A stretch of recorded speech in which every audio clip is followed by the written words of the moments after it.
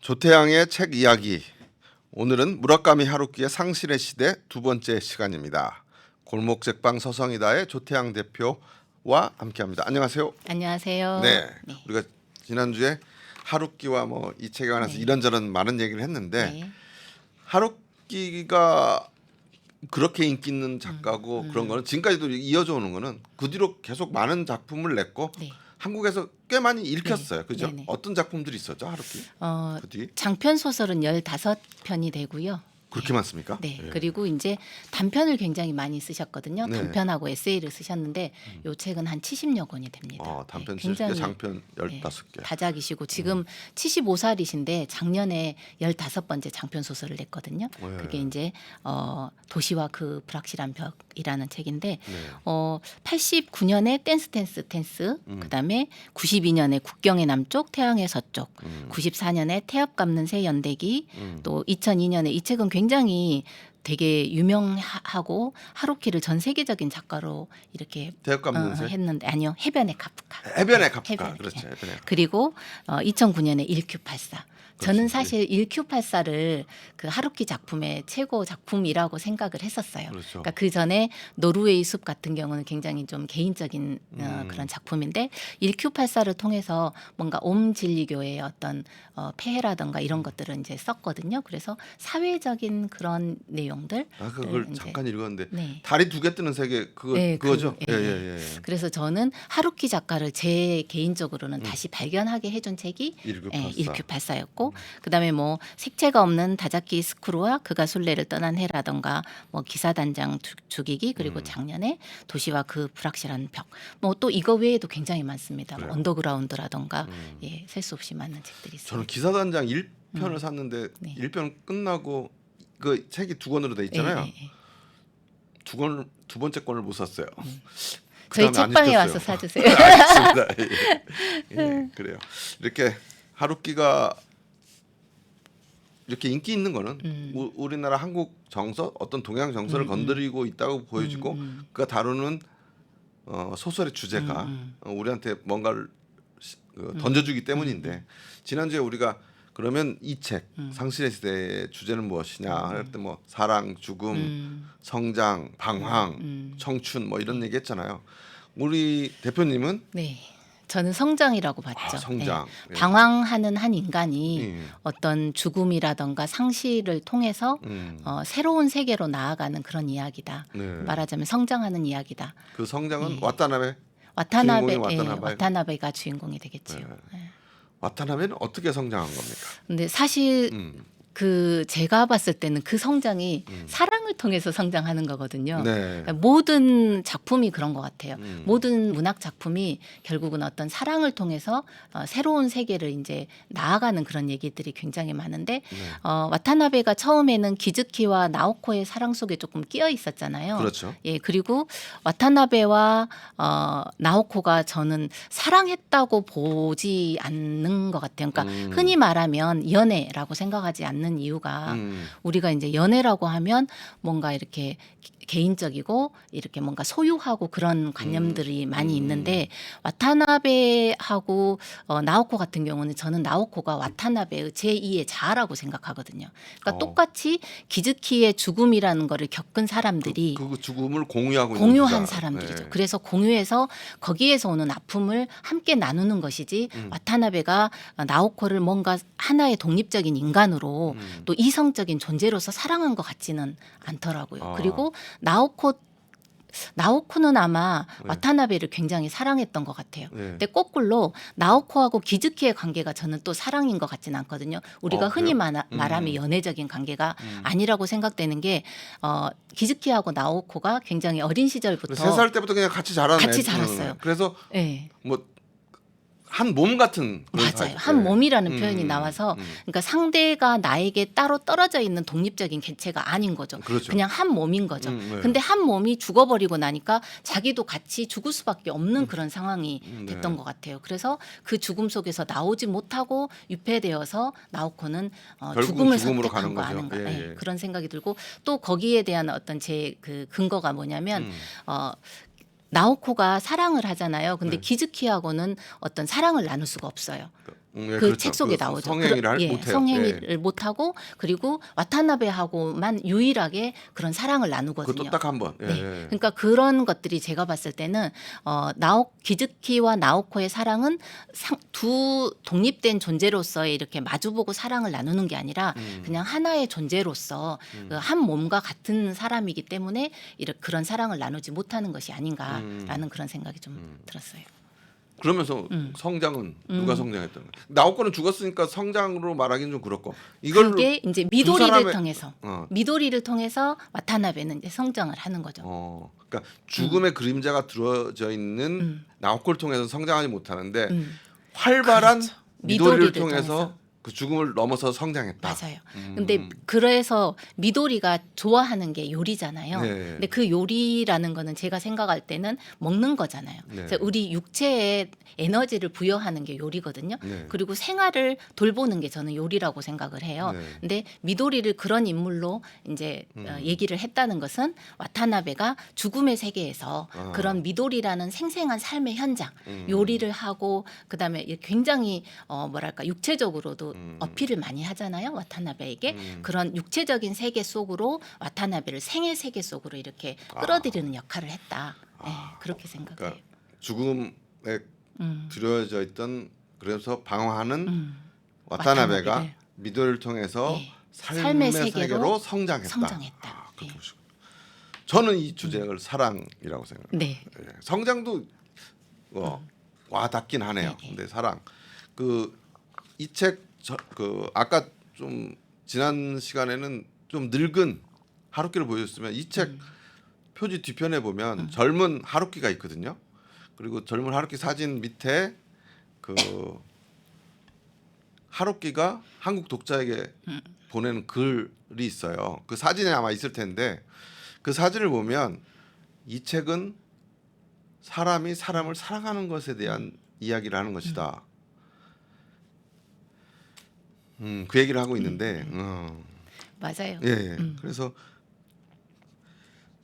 결국 사랑은 뭘까? 그러면 아까 말씀하신 기즈키하고 나오코의 이 소설에는 사랑이 저는 세 가지가 있다고 생각해요. 기즈키와 나오코의 사랑. 근데 거기에 와타나베가 끼어 있죠. 그다음에 지난 시간에 얘기했던 나가사와라는 선배, 아주 재능이 뛰어나고 거칠 게 없는 상남자 같은 네. 나가사와 옆에 하스미라는 여자가 있어요. 그 둘은 나가사와는 별로 관심이 없지만 하스미는 나가사를 엄청 사랑하고, 근데 그 사이에도 와타나베가 끼어 있어요. 그래서 이 두 사랑에 끼어 있던 와타나베가 결국 미도리를 통해서 또 제 마지막에 사랑을 하는 거다라는 얘기를 하는데, 근데 이 책을 계속 읽으면 와타나베가 하는 게 좀 밉상이지 않아요? 나는 이 책 읽으면서 위에다 계속 뭐라고 썼냐면 이 와타나베라는 놈, 와타나베 이 녀석 이런 느낌. 저는 왜 이게 성장이라고 생각하냐면 와타나베가 원래는 자기 자신밖에 생각하지 못하는 사람이었잖아요. 그래서 나가사와 선배가 뭐라고 얘기하냐면 너와 나의 공통점은 둘 다 우리는 우리만 생각한다. 나만 생각하는 사람이다라는 그런 표현이 나오거든요. 그래서 자기만 생각했던 그 와타나베가 나중에는 책임이라는 걸 생각하면서 나는 어른이 되어야 해라는 그런 구절이 나오거든요. 그러니까 미도리를 사랑하는데 미도리를 상처를 주면 안 되겠다. 미도리에게 상처를 주면 안 되겠다. 내가 하는 사랑에 대해서 책임을 가지고 있어야 된다. 그 말은 뭐냐면 자기만의 세계 속에서 나와서 다른 사람과 같이 연결을 지으면서 그 사람의 마음까지도 내가 보듬을 줄 아는 사람이 되어야 된다. 그런 측면에서 저는 그렇죠, 성장. 와타나베가 성장했다라고 생각을 하는 거죠. 근데 제가 물어본 거는 이 와타나베를 보면서 여자로서 이런 와타나베 같은 남자를 만나면 답답하죠. 그죠. 네, 왜냐하면 자기 세계 속에 빠져 있고 자기 혼자만의 생각에 빠져 있어. 혼자만의 생각에 빠져 있고 자기 표현을 잘 안 하니까 답답하죠. 그죠. 네. 그래서 제가 와타나베라는 놈 이렇게 쓴 건데 그러면서 거기 뭐라고 나오냐면 자기에게밖에 흥미를 못 느끼는 자에게는 맞아요. 뭐 연애를 할 수 없다. 그러면서 하스미가 그 나가사와가 뭐 나는 사랑 따위 필요 없어. 그러니까 그리고 우리가 너랑 나랑 만나는 거는 쥐가 뭐 해서 자기를 개발하는 거랑 같은 거야. 그러니까 하스미가 한마디 하잖아요. 쥐는 연애를 하지 않잖아요. 그잖아요. 그러니까 와타나베나 나가사와나 연애를 하고 있는 게 아니라 자기만 사랑하는 거예요. 맞아요. 자기 세계 속에 빠져 있는 거죠. 예. 네. 그런데 그래서 그런 걸 계속 보다가 책을 마지막에 보면 그러면 근데 그럼 왜 무라카미 하루키는 사람이 사랑하는 것에 대한 얘기를 하는 것일까? 저는 생각해 본 게 와타나베가 아까 말한 듯이 여자를 그렇게 사랑하진 않고 자기만 사랑해. 근데 나가사와도 그렇잖아요. 네. 근데 둘 다 공통점이 하나 있어요. 절대 거짓말을 안 해. 아, 네. 정직하잖아요. 그래서 근데 여자들은 남자가 정직한 걸 좋아하지 않아. 그렇지만 이 둘은 정직해. 근데 결국 사랑이란 건 여러 가지 어려움이 있고 하지만 정직해야 사람이 사람을 사랑하는 것이다. 라는 얘기를 하지 않았을까라는 다소 생뚱한 결론에 도달하게 되는데 어떻게 생각하십니까? 저는 어떻게 생각하냐면 예. 자기 세계 속에서 빠져나와야 누구를 사랑할 수 있다. 예, 그러니까 비슷한 맥락일 수 있을 것 같아요. 네. 예. 그래서 결국 이게 레이코 또 여기서 이제 레이코라는 사람이 등장하는데 저는 레이코를 통해서 하루키 하고 싶은 얘기를 하는 것 같아요. 사실 다 방황하는 청춘인데 레이코만 30 중반에 예, 맞아요. 35으로 나오죠. 35으로 나오는 어른이죠. 여기도 상처를 겪었지만 네. 그나마 어른이 딱 네. 레이코가 하나 있어요. 맞아요. 그래서 레이코가 답장도 하고 그 맞아요. 나옥과 네. 와타나베 사이를 조언을 중재하고 해주죠. 조언을 해주고 그런데 생각해 보니까 그때 우리 레이코가 했던 말이 있거든요. 네. 제가 살짝 읽어보면 미도리와 미도리와 나오코 사이에서 이렇게 고민하는 와타나베에게 해주는 말이 있어요. 그렇죠. 이렇게, 거기서 응. 와타나베가 미도리도 사랑하는 것 사랑하는데? 같다 하는 거를 레이코한테 편지를 쓰는데 네. 레이코가 그거에 이렇게 대해서 얘기해 답장을 주는 하죠. 네, 이렇게 얘기해요.